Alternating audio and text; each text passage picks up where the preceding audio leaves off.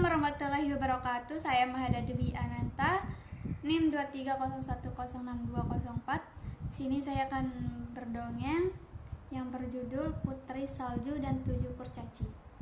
Pada satu malam di musim salju, ada seorang ratu yang sedang duduk di jendela yang sedang menjahit pakaian. Lalu ia tidak sengaja tangannya tertusuk oleh jarum dan berdarah. Di saat itu ia membuat permohonan.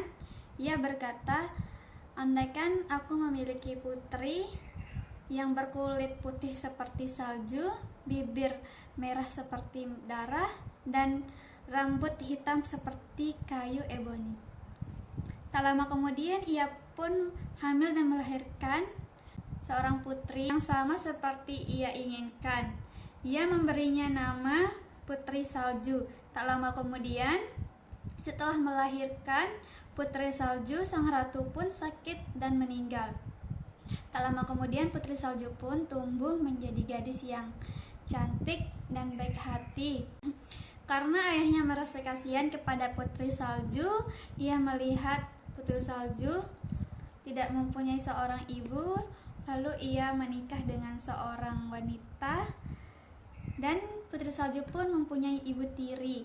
Tapi ternyata ibu tirinya adalah seorang penyihir.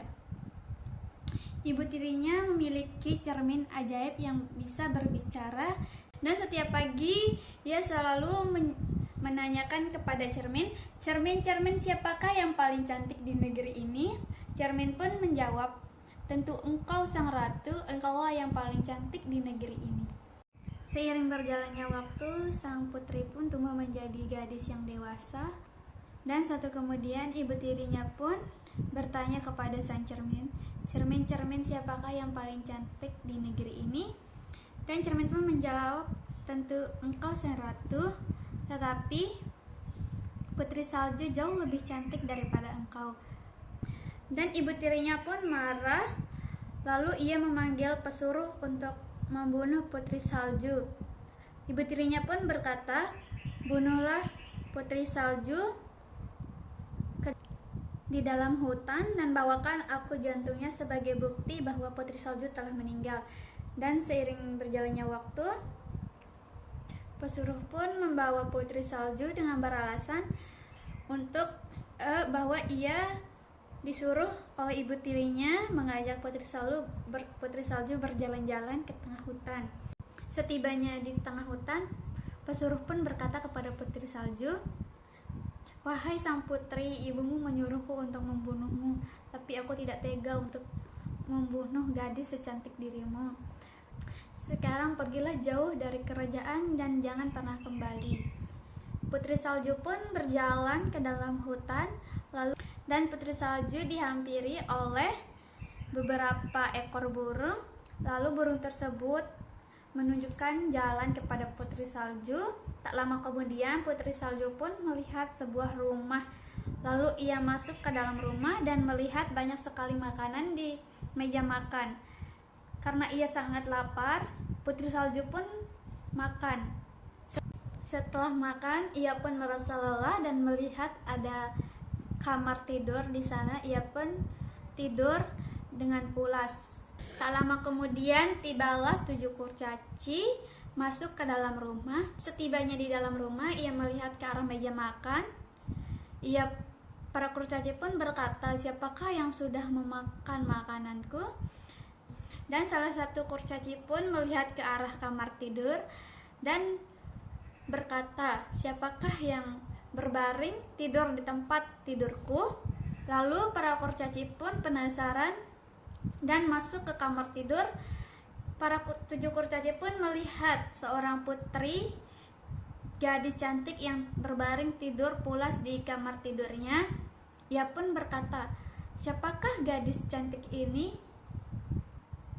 Salah satu para kurcaci pun berkata, "Aku tidak tega membangunkannya. Sebaiknya kita tunggu sampai ia bangun dari tidurnya." Dan 7 kurcaci pun bersepakat untuk tidak membangunkan Putri Salju. Lalu 7 kurcaci pun tidur di bawah Putri Salju.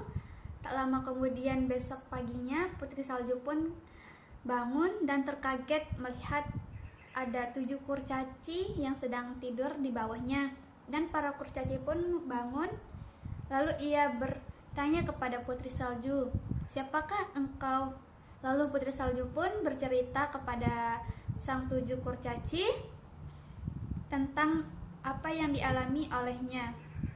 Setelah itu 7 kurcaci pun bersepakat untuk memberikan Putri Salju tidur di rumah mereka, akan tetapi ia harus memasak untuknya setiap hari dan membersihkan rumah.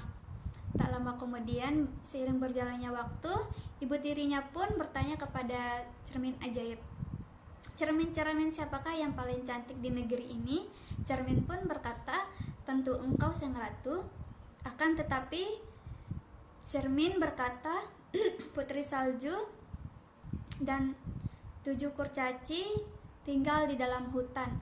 Mendengarkan itu, sang ratu pun marah besar dan melempar cermin ajaib hingga pecah. Karena sang ratu sangat amat marah, ia langsung menambahkan racun ke dalam sebuah apel untuk memberikannya kepada Putri Salju.